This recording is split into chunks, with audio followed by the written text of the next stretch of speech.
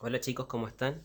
Decidí grabar este video para tratar de explicar un tema un poquito más complejo que lo que estuvimos viendo la semana pasada y así sentirnos también un poco más cerca. Hoy vamos a ver el video acerca de cómo calcular la velocidad, un tema que ya estuvieron viendo conmigo de una forma muy sencilla, que creo que les quedó bastante claro a la mayoría, de cómo calcular la velocidad en base a la distancia y el tiempo. Hoy la vamos a complejizar un poquito la fórmula añadiéndole algunos pequeños detalles.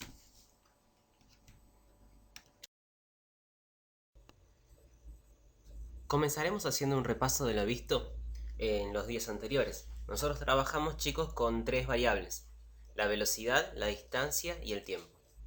El repaso comenzamos haciéndolo con la velocidad. Recuerden que la velocidad se escribía con la letra B, si es posible en cursiva mejor, la distancia con la letra D y el tiempo con T. Una vez hecho eso, podíamos establecer la fórmula de velocidad como distancia sobre tiempo. Una fórmula muy sencilla. Entonces, si nos preguntan cuál es la distancia que recorre durante 5 segundos un objeto cuya velocidad es 4 metros por segundo, lo primero que tenemos que hacer es identificar los datos. La distancia no la conocemos, el tiempo vale 5 segundos y la velocidad es 4,5 metros por segundo. Una vez que identificamos los datos, escribimos la fórmula de la velocidad que vimos anteriormente, que era velocidad igual a distancia sobre tiempo. Lo único que tenemos que hacer ahora es reemplazar. Donde dice velocidad ponemos 4 metros sobre segundo. Donde dice distancia dejamos con la letra D. Y el tiempo, que eran 5 segundos.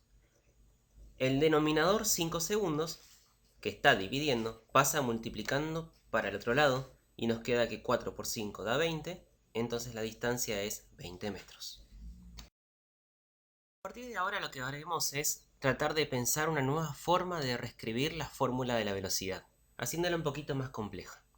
Para eso tenemos una ruta, un autito, que tiene una cierta velocidad y va hacia la derecha, que no la conocemos y tenemos que averiguarla.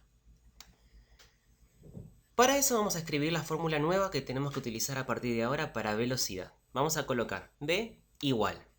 En primer lugar, vamos a detallar una nueva magnitud llamada posición, que vamos a representarla con la letra X.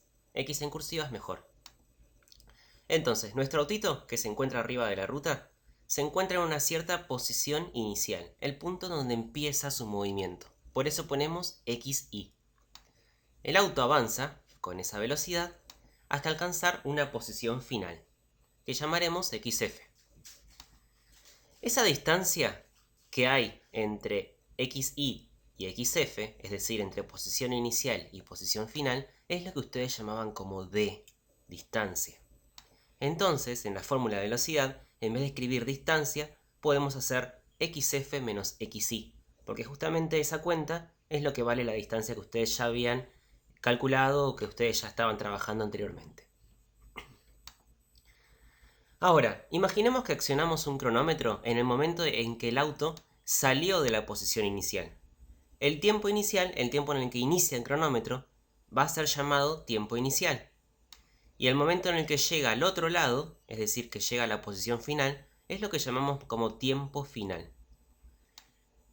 Lo dividimos a la posición final menos posición inicial, que era distancia, por justamente la diferencia de tiempo, es decir, lo que la resta entre tiempo final y tiempo inicial.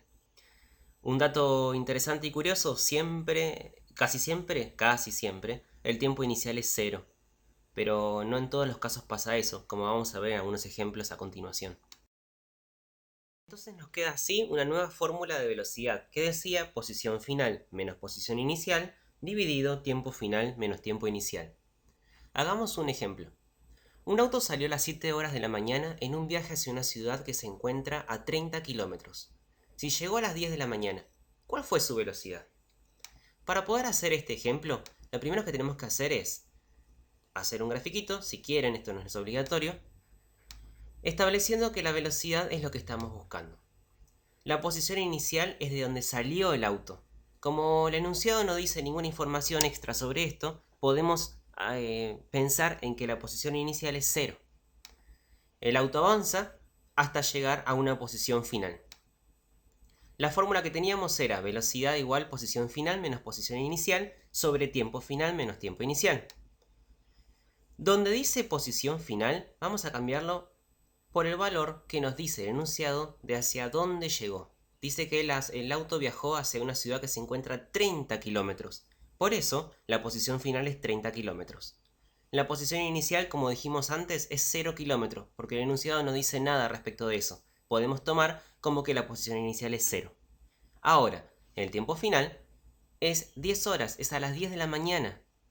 Y el auto salió a las 7 de la mañana, por eso el tiempo inicial es 7 horas. Si hacemos las cuentas, 30 menos 0 nos da 30 kilómetros y 10 horas menos 7 horas nos da 3 horas. Nos queda una velocidad de 30 kilómetros dividido 3 horas, es decir, de 10 kilómetros por hora. Y así se resuelve un ejercicio un poquito más complejo de velocidad. Eso es todo por ahora, así que nos vemos hasta la próxima, hasta el día de mañana, que estaremos viendo algunos ejemplos más de velocidad y cómo hallar magnitudes o variables que nos estén faltando. Hasta luego, chicos, que tengan un muy buen día.